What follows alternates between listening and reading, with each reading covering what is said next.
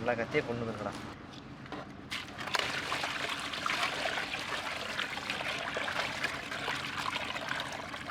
போதுண்ணே.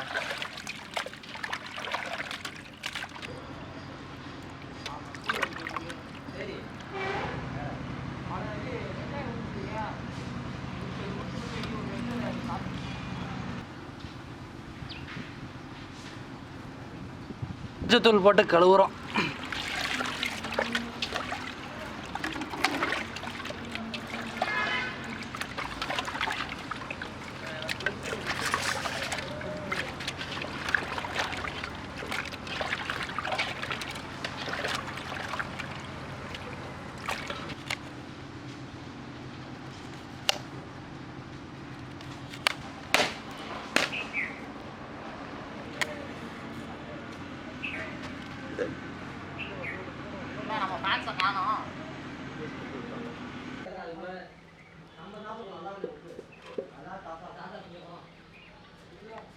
தக்காளி இதில் போட்டா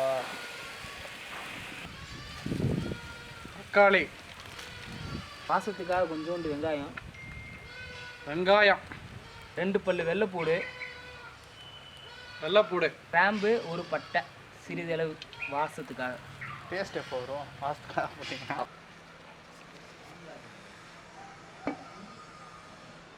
பீஸ் ஒன்று வருவா. என்னடி தள்ளு இருக்குதா? நல்லா இருக்குது.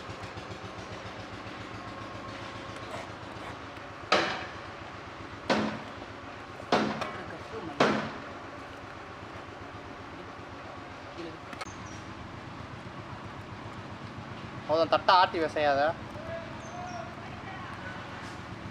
பால் போ பொறுமையாக பிணைஞ்சு சாப்பிடு.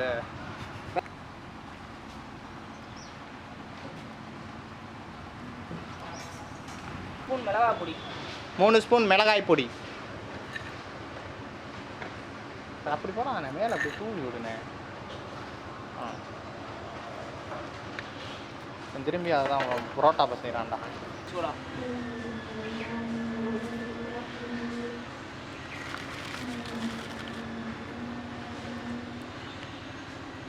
1 ஸ்பூன் மிளகாய் பொடி, மிளகு பொடி 1 ஸ்பூன்.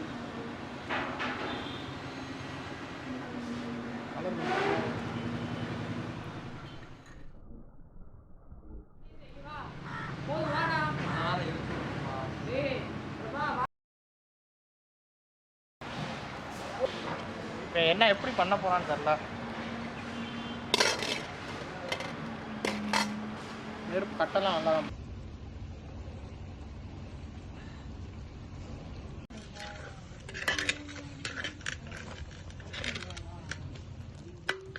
இப்படிதானே.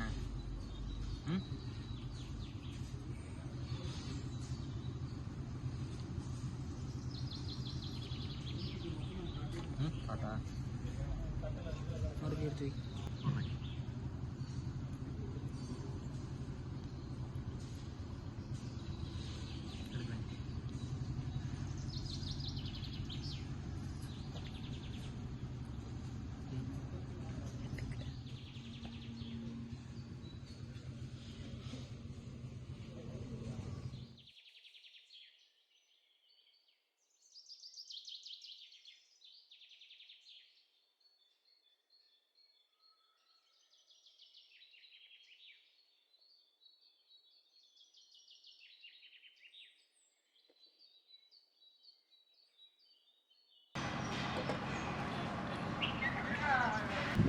வினிகர்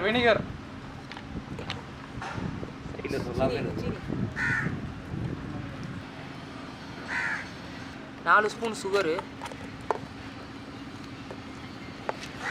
சால்ட்டு, உப்பு 1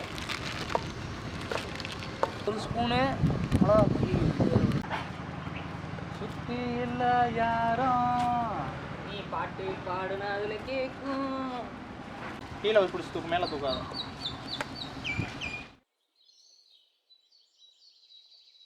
தேவையான அளவு உப்பு, தேவையான அளவு பெப்பர், தமிழில் சொல்கிறேன், தேவையான அளவு சீரகத்தூளா? பைத்தியக்கார பயிர்களா? மிளகுத்தூள் அது சீரகத்தூள் அது தெரியலையாடா.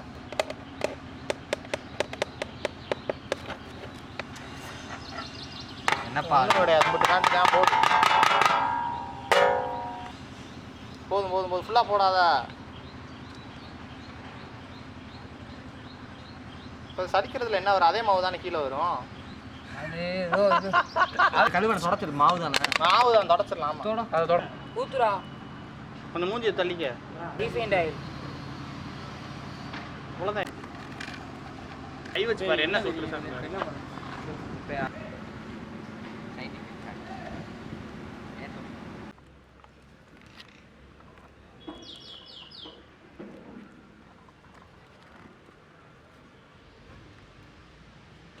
அது எடு அப்படியே.